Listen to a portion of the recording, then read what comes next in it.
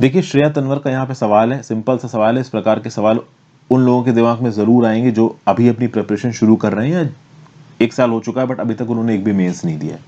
तो इनका ये पूछना है सर कि ये जो यूपीएससी मेंस की आंसर राइटिंग शीट आती है ये किस प्रकार की होती है, इसमें हमें कितनी जगह दी जाती है। मैंने आपको पहले भी बताया है कि आंसर राइटिंग लिमिट है। यूपीएससी में आपको एक निर्धारित शब्दों में अपना आंसर खत्म करना है।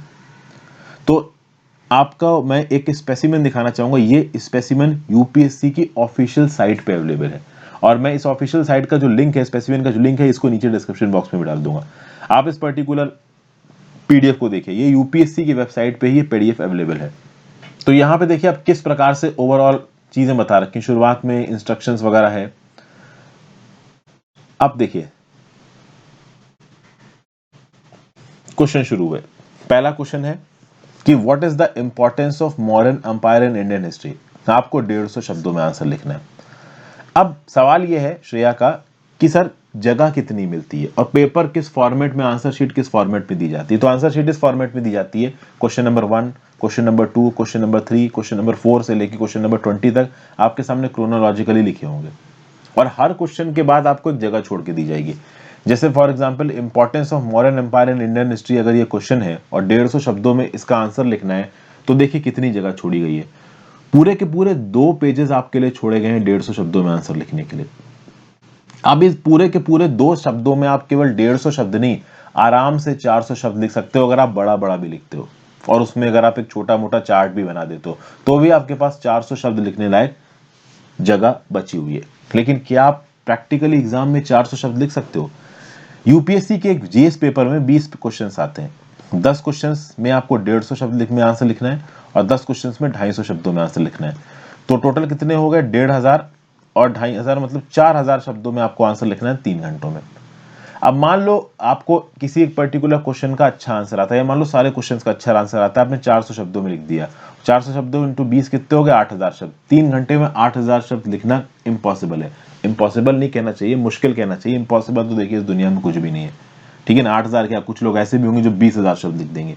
लेकिन अब आपको समझना यह है कि फर्स्ट ऑफ ऑल आप वर्ड लिमिट को कंप्लीटली मत ऑनर करो, तो थोड़ा तो ऑनर करो। तो मान लीजिए अगर आपको यहाँ पे 150 शब्द की लिमिट दी गई है तो आप 150 शब्द की बजाय 200 शब्द भी लिख दोगे ना तो आपको ज्यादा नंबर नहीं कटेंगे। मान लो किसी क्वेश्चन में आपको 250 शब्द की लिमिट दी गई है तो अगर उस 250 शब्द का आंसर आप 300 शब्दों में भी लिख दोगे तो भी आपके नंबर नहीं कटेंगे। आप थोड़ा बहुत शब्द ऊपर नीचे कर दे तो आपके नंबर नहीं कटने वाले हैं।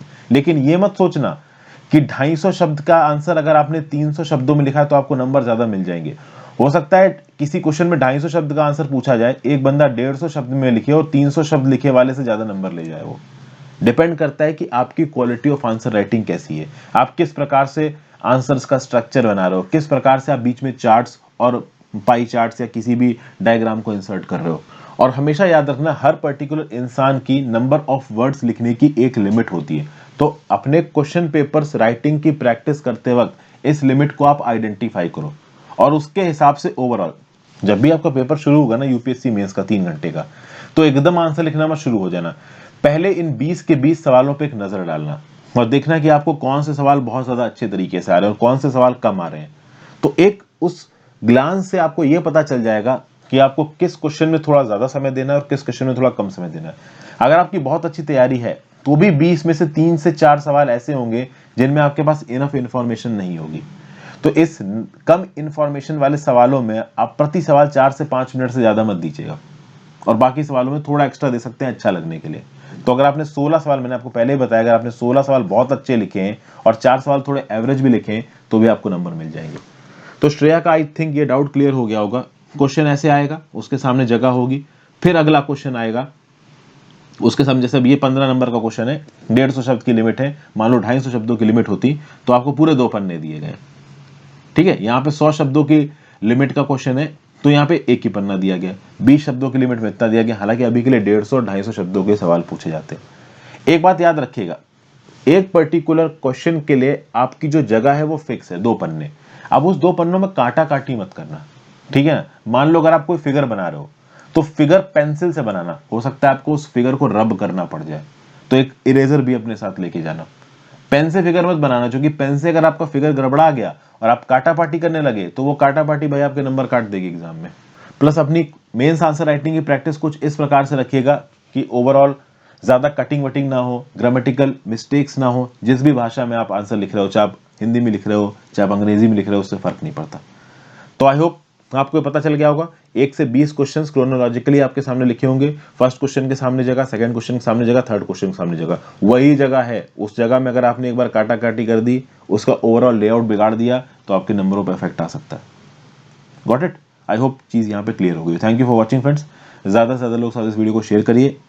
आप चाहें तो ज्वाइन बटन दबा के हेल्प भी कर सकते हैं। इंस्टाग्राम पे फॉलो कर लें, नीचे डिस्क्रिप्शन बॉक्स में लिंक दिया हुआ है, और टेलीग्राम ग्रुप ज्वाइन कर लीजिए मेरे चैनल से रिलेटेड नोटिफिकेशंस के लिए। Have a great day friends, good bye, take care.